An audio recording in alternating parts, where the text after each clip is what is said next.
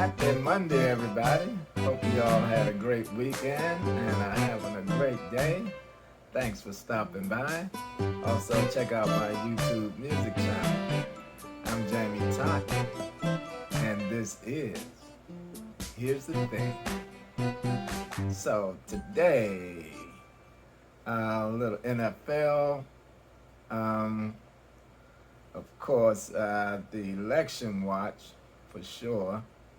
And I'm gonna revisit something, one of the topics from last week. Okay, so I was asked why didn't I have Sam Bowie getting picked over Michael Jordan as one of the worst um, picks in history.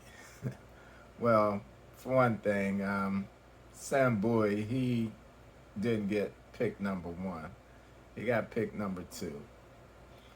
And, you know, you can't say that Sam was that big of a bust because it's not like he was picked over like a LeBron James. Everybody knew when LeBron was coming out of high school that he was projected to be the face of the NBA. So anybody being picked over that guy would have been a problem. You know, Jordan was picked number 3 overall. He was behind Sam Bowie, and the number 1 pick was Hakeem Olajuwon. So it was Olajuwon, Sam Bowie, and then Michael Jordan. And so Portland picked Sam Bowie. They picked him because they already had Clyde Drexler. So the second pick, they picked a 7-footer from Kentucky, Sam Bowie, who had a pretty good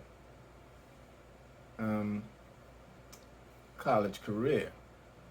Now, Jordan wasn't picked because, like I said, they had Clyde Drexler and they didn't need another guard.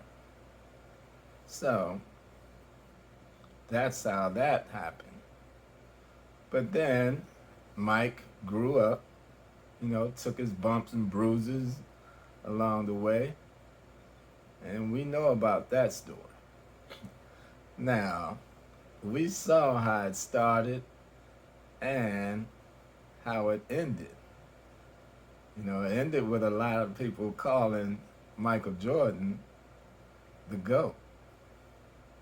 And so, now, no one saw that coming. Mike coming out of college as great as he became. No one really, I don't think anyone saw that coming.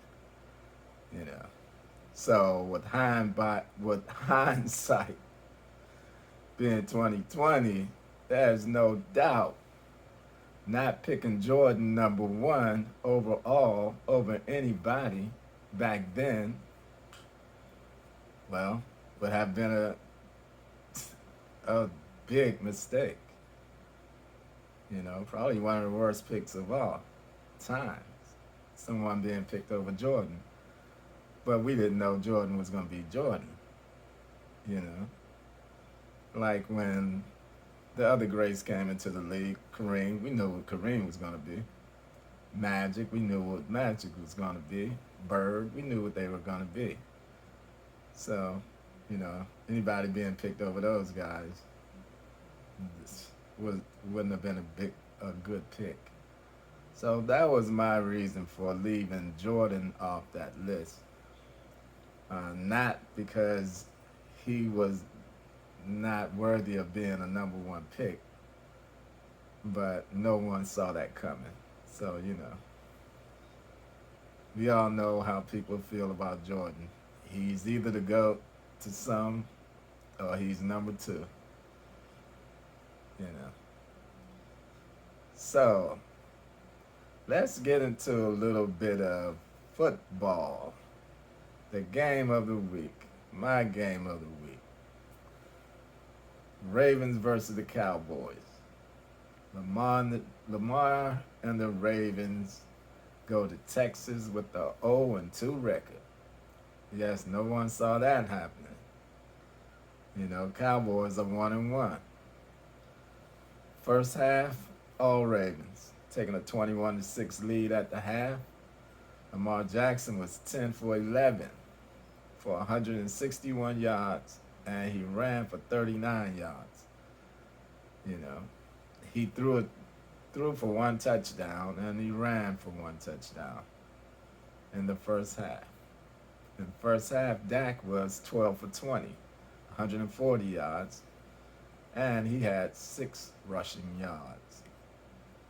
The Ravens' defense was playing really hard and fast, and penalties from Dallas wasn't helping our cause. You know, they kept having a bunch of crazy penalties. So the Ravens started the second half rushing the ball with big Derrick Henry running over people, stiff arming people, and he's running over people, and then he ran into the end zone for a touchdown, making it a 28-6 lead. Okay, the opening drive of the second half for the Ravens ended like the Ravens' first drive of the game with the touchdown. Yes, it did. So, Cowboys' first possession of the second half ended with Dak getting sacked on a 3rd and 18. Fourth quarter starts, the score is still 28-6, with Tom Brady reminiscing about him and his former teammates' heroic comeback in the Super Bowl against Atlanta. So Dak needed some of that Brady magic, and I think it worked because Dak went down and scored a touchdown and make it 28-12 after a missed 2-point attempt. With 8:53 left, Dallas recovers an onside kick. Dak has a chance to put some more points on the board. Cowboys get 6, missed the 2-point attempt again. So we now have a 28-18 score. With 7:07 left, the Ravens couldn't advance. They get the ball, 7:07 left. They couldn't advance. With 5:30 left, Dak has the score, starting from his own 7. They're down 10. Dallas was moving the ball, and with help from some Ravens crazy penalties, Dallas gets a TD with 2:45 left. Okay. So now Dallas is only down 3. Lamar, with 2:45 left, up 3. What will he do? Starting from his own 21-yard line. Both teams have 3 timeouts. Lamar needs a few first downs to ice the game, because Ravens showing they cannot stop the Dallas Cowboys in the second half. So with 2 minutes left, Cowboys out of timeouts. Lamar runs for a first down, and the Cowboys go down in defeat in Jerrysboro again. Lamar Jackson was 12 of 15 for 182 yards, 1 touchdown, no interceptions, 14 carries for 87 yards. Derrick Henry had 25 carries for 151 yards. Dak was 28 for 51 for 379 yards, 2 touchdowns, no interceptions. Dallas had a total of 53 rushing yards in that game. Not good. So, Lamar and the Ravens, they take out Dallas, and the Ravens are 1-2. Dallas is 1 and 2. Okay. The election watch. I'm going to take a peep at the polls. I say a peep because we know that polls are only a snapshot of what's going on at the moment.